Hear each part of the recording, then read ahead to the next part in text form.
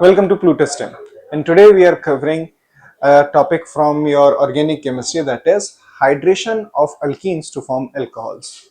Now this mechanism is very important, especially from the point of view regarding the boards exams, because in boards exam it has been seen a consistent pattern that hydration of alkene has been asked a multiple of times in every single year. At least it is asked one time. So today we are going to cover it and try to figure out how alkenes are hydrated to form your alcohols. So first thing that we need to keep in mind that hydration of alkene often goes by a name of that is called as your acid catalyzed reaction. Acid catalyzed reaction. And why we call it so, we can discuss is as, let's see, if you have your alkenes. Alkene is what? Alkene is a hydrocarbon. It is a hydrocarbon, and like any other hydrocarbon, it is non-polar in nature. Moreover, it has an oil-like feature. If Now it's more easier to understand. So if you are directly trying to react alkene with water, simply they do not mix. Since they do not mix, there is no reaction between the two. So the direct reaction of alkene and water is not possible. So we need to add some catalyst that can favor this particular reaction. So if you have any kind of alkene and you take water with some amount of acid or diluted acid like H₂SO₄, H3PO4, etc., and they can cause the formation of alcohol of the alkenes. And another important thing, hydration of alkene follows Markovnikov addition rule. Markovnikov's addition rule. Addition rule. That means the OH minus will be added to that carbon of the double bond which has lesser number of hydrogen. Now, let's move forward with mechanism. We have covered all the basic parts that were necessary. So first, it is a three-step mechanism. So the first part of the mechanism follows the protonation of alkene. So first what happens is, when you have water molecule, this water molecule first interacts with the protons which are generated by the acids. Now, on which the oxygen has lone pair. So that means the oxygen can act as a nucleophilic center, while H plus ion have positive charge, so it can act as a electrophilic center. So this water molecule attack this H plus, forming hydronium ion. Hydronium ion. Now, in the second part, now remember, this is just a one single step in alkene. Now, the hydronium ion is very unstable. It's very unstable. So here, the H plus being generated here.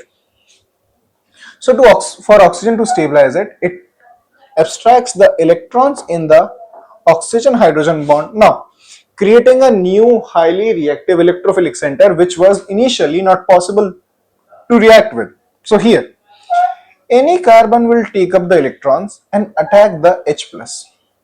Hence, this process will lead to carbon H plus.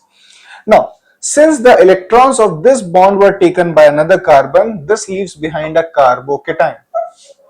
And this particular step is called as your protonation of alkene, or we simply call it protonated alkene.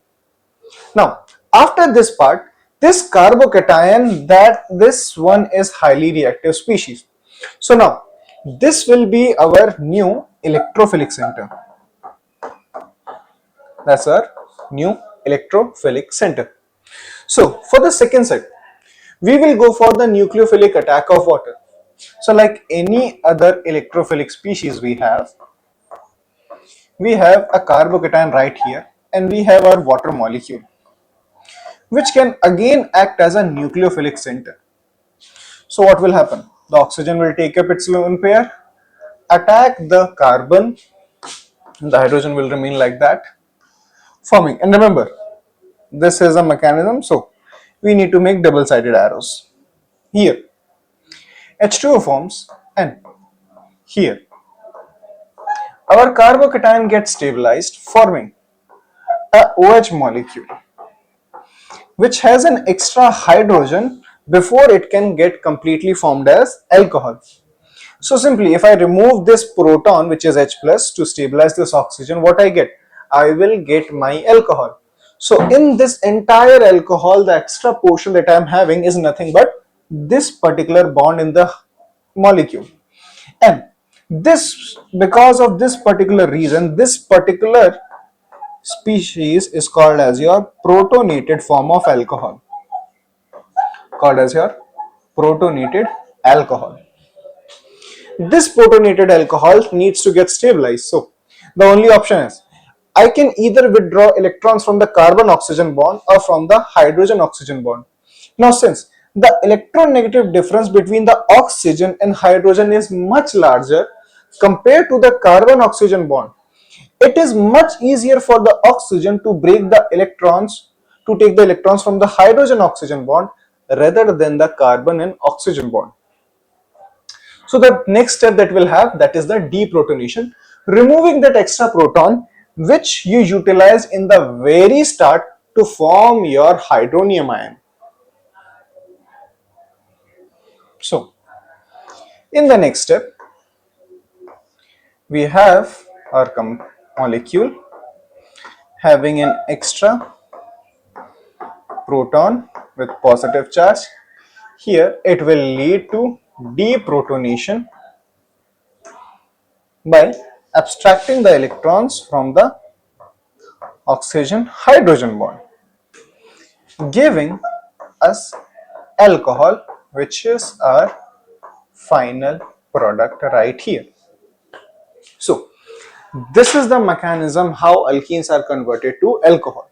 So you have seen the mechanism, we understood the basic intricacies, which portion will attack which side, which particular bonds need to be broken, why carbon oxygen bonds are not being broken, why oxygen hydrogen bonds are being broken, which intermediates are being formed in the reaction, and one of the most important things, that now we have a complete idea why acid forms an essential part of this mechanism and why this reaction is specifically called as acid catalyzed reaction. The important reason, it is the acid that activates the water molecule for the reaction, because in a normal scenario the water and alkene do not interact, hence the reaction between them is not possible. So I hope now all your doubts regarding the hydration of alkenes has now been completed. In case of any doubts, you can add it to the comment section and we'll get back to you. In case you have any doubts, you want some specific topics to be dealt with, you can add it to the comment section and we'll get back to you. And that's all for now. Thank you for joining us today.